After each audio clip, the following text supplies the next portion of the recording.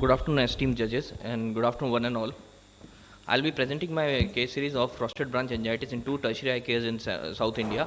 We have no financial disclosures to make. You have 5 minutes. Yes. Frosted branch angiitis is severe sheathing of all retinal vessels which appear like frosted branches of a tree. It was first described in Japanese literature by Ito. It's acute panuveitis with severe vasculitis affecting the whole retina.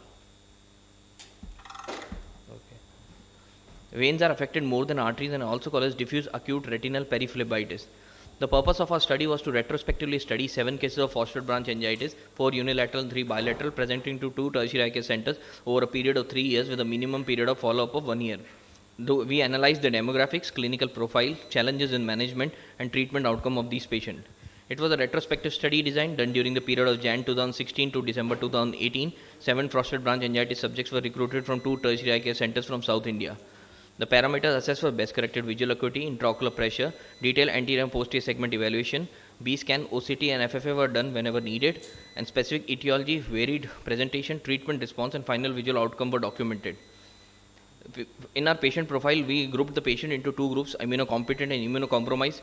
In the immunocompromised group, we had HIV and CMV retinitis. In the immunocompetent group, we had the idiopathic, viral, Behçet's, trauma and tuberculosis as the etiology.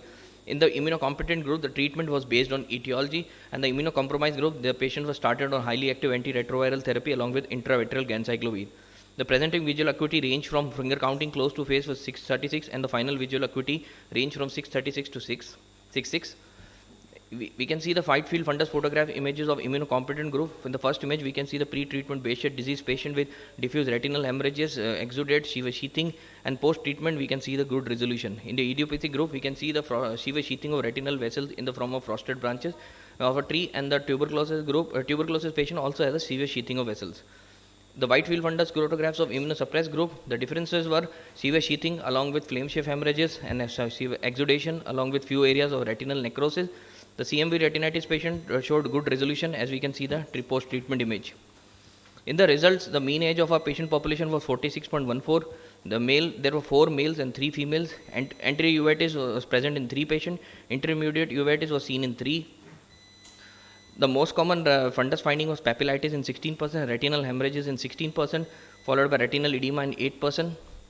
The 7 patients were given steroids and cycloplegic, 2 were given cyclosporine, 2 was given antivirals, 1 had antibiotics, 1 needed antitubercular therapy, 1 needed antiretroviral therapy, and the trauma patient needed vitrectomy and foreign body removal. So coming to the treatment, comparing the pre-treatment and post-treatment visual acuity, the p-value was significant between the 2 groups with a value of 0.0038. And comparing the gender versus central macular thickness, males had a higher central macular thickness compared to female, and the p-value was significant with a value of 0.0451. Comparing the central macular thickness between the immunocompetent and the immunocompromised group, the mean value and the median value was slightly higher in the immunocompetent group, showing that the immunocompromised group had a retinal necrosis which reduced the central macular thickness. Similarly, visual acuity between 2 groups, the immunocompetent group, the mean visual acuity was 0.50 and the median was 0.48. The p-value was not significant between 2. So coming to the discussion, frosted branch angiitis has been described by cleaners in its modified classification as primary idiopathic, secondary to sarcoidosis, multiple sclerosis, syphilis and Behçet's disease. Infectious group can be CMV, HSV, herpes zoster, Epstein-Barr virus, rubella and toxoplasma, and the autoimmune diseases includes SLE, lymphoma, leukemia and masquerade syndrome. The patients present with acute vision loss, blurred vision, floater, flashes. There can be vitritis, iridocyclitis, vascular sheathing of retinal vessels, retinal edema, multiple interretinal and preretinal hemorrhages, persistent retinal depigmentation and prompt corticosteroid response is seen. In the battery of investigation is needed in the form of blood investigation, TLC, DLC, ESR, hemoglobin, peripheral blood smearing and syphilis serology.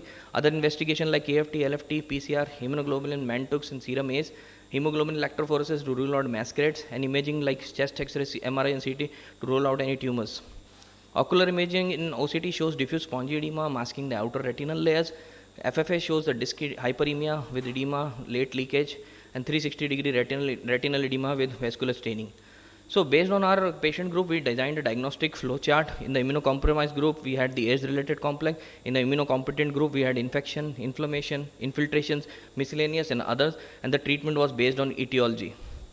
So coming to the conclusion, frosted branch angiitis is a heterogeneous entity resulting from diverse etiology.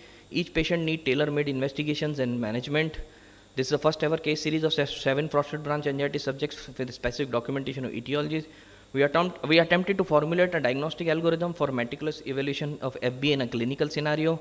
Meticulous evaluation, focused treatment, close follow-up and targeted approach is needed to improve visual outcome in these patients. Thank you one and all.